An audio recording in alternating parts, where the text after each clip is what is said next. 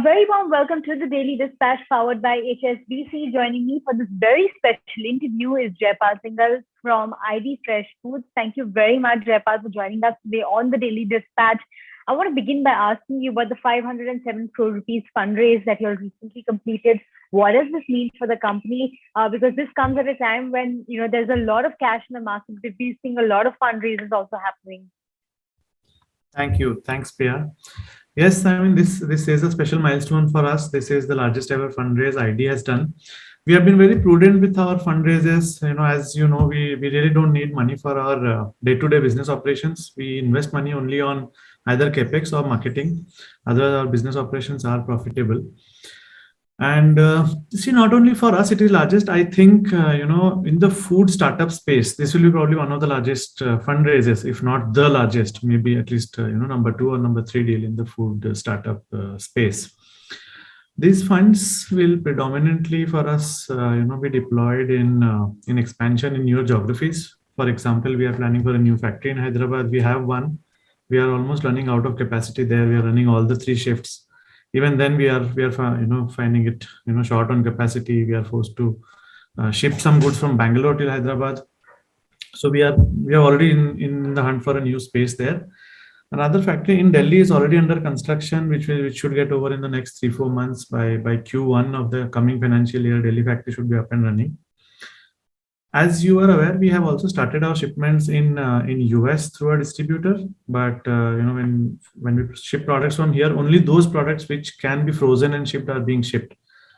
As ID is known for its natural fresh food segment, we also want the US consumers to get a flavor of our fresh food. We are looking at another either an acquisition or a new factory itself in the US, where we'll use these funds, followed by UK.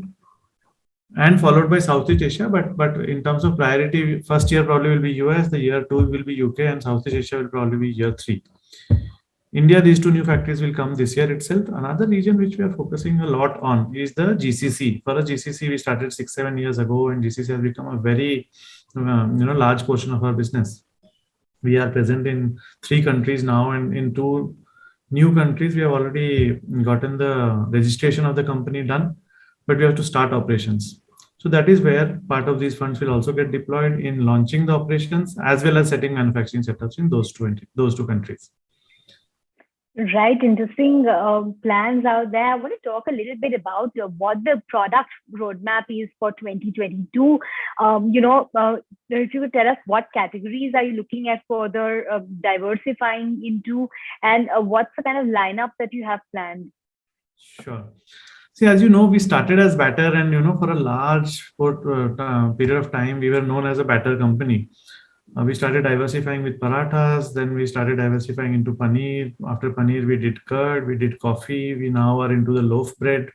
We are now, just now as we speak, we will be launching, chapati. We already have a chapati portfolio, but we are launching a homemade paratha type of a portfolio. Interestingly, this is the first year we have seen that our paratha portfolio has actually overtaken batter, both in terms of volume and value, which was never expected when we diversified into paratha. We had the supply chain fully set up for batter. We wanted to have paratha riding on batter. But interestingly, and for us, obviously, we don't differentiate between categories, but we were also a little surprised. Surprised may not be the right word. We were not expecting paratha to overtake batter so soon, but this year it has already, and we expect that the growth in both the categories will continue. And because paratha has surpassed, probably paratha will become our number 1 category. Though our focus will continue to be on all the categories, including batter. The newer categories, if you see, when we launched paneer 2-3 years ago, we now sell about 4-5 crores of paneer each month. And I'm told by our marketing teams that this turnover is probably higher than some smaller dairies, some smaller paneer players. Obviously, the larger ones do much higher numbers, but we were never a dairy player. Like we introduced paratha, we introduced dairy to ride on that whole supply chain, which was now called batter and paratha supply chain. And since we do not have a distributor in between, we distribute our products directly to the retailer. It was almost like a milk run. Every retail store will be visited by our sales team every day. So we said, since it is a milk run already, why don't we capitalize on that and introduce dairy? We introduced paneer, we sell 5 crores. We introduced curd just last year, and in a year's time, we were selling 2.5 crores worth of curd. Again, that was a surprising and interesting development, though we are very happy that it is growing, but we didn't expect that our dairy will become, 7 crores a month or 25% of our portfolio. In line, what we have for the next year, I mean, there are a lot. We have a separate NPD team which keeps exploring. Every month they come up with 3 new products, and in the end, we end up launching one in a year or 2 in a year at best, though we would have evaluated, like I said, 3 in a year is some 40-50 products in the whole year. We are looking at, like I said, plain paratha should be up in the market next month itself, before the end of this financial year, the triangle paratha which we eat at home. And we are also looking at a home style chapati, because those are the core categories which we believe in, batter and paratha. So there will be some specialty batters, all of that will continue. We are trying to also aggressively grow the coffee category, though we launched coffee, and the coffee has been growing, but not as aggressive as we would have thought. So we want to focus a little bit more on coffee this year. We want to strengthen our dairy portfolio further. Batter paratha will naturally be on the focus. Right, interesting plans out there. Wanted to understand, with these new launches coming up, will you also be looking at some acquisitions within the country to strengthen your play in certain segments? So, we are not close to acquisition, though we are not actively looking for something. But at the board level, at our management leadership level, we are not close to acquisition if there is something interesting coming up. Because we are not actively looking for, I don't have a name or a category which we are scouting for. But if something interesting comes up with the war chest we have now, we will not be closed. Right, Jaipal, I want to talk a little bit about revenue and growth targets. What kind of revenue targets do you have? Because I know that you're looking at a 500 crore revenue down the line, but how soon is that going to be possible, and what is the kind of growth path that you're looking at? So on a run rate basis, 500 crores we will probably touch this month itself. On a run rate basis, most likely this month we will be at the 500 crore run rate.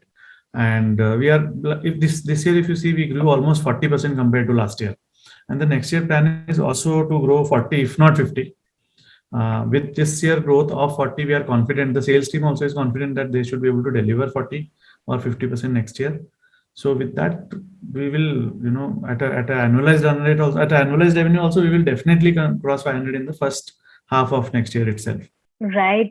Interesting. And in terms of overall profitability, what kind of metrics do you have in mind?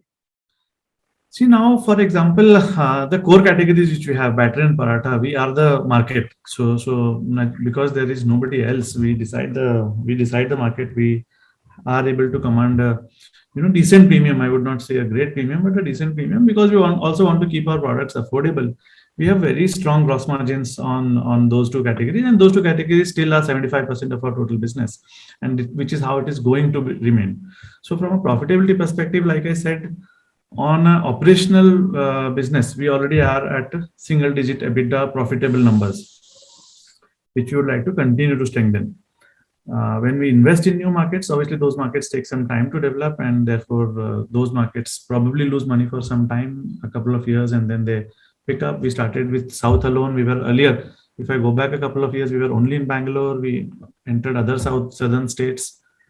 So once a market is 2 years old, it starts becoming profitable. We start deploying that money into other markets. Then we went into Mumbai. We went into Pune. This year our focus will be Delhi. We have already been in Delhi for the last 1 year. Like I said, the plant is coming up. Plant should be up and running in the Q1 of the coming financial year. Post that, we think that Delhi will be a large market for us. Delhi can be as large as any other market. I mean, Delhi, we feel, has a very, very large potential. When I'm saying Delhi, it's Delhi NCR, all because Delhi is not one city or state. It is probably 8 or 10 put together. We are also now starting to focus on Kolkata. We have not been in the east for the longest period now. We started operations already last year. With Delhi coming in, Kolkata will be our focus number 2 for the next year. So these two markets, we may probably not make as much money, but the other markets will compensate. So the profitability quotient is always there. What helps us also is the whole GCC presence there. The pricing potential is quite, is much better than what we can price products in India, because the propensity to buy, the pricing index, the price table itself is different there. And GCC obviously is more profitable than India, which it will continue to be. When we launch in US, we expect US to be even more profitable because of the pricing. The cost remains more or less the same, except the transportation, etc. So yeah, profitability wise, we have not, thankfully, we have not seen challenges in the past, and we hope not to see challenges in the future as well. All right. On that note, Jaipal, thank you very much for joining us today on the Daily Dispatch. It's really been a pleasure speaking with you. Thank you so much for your time.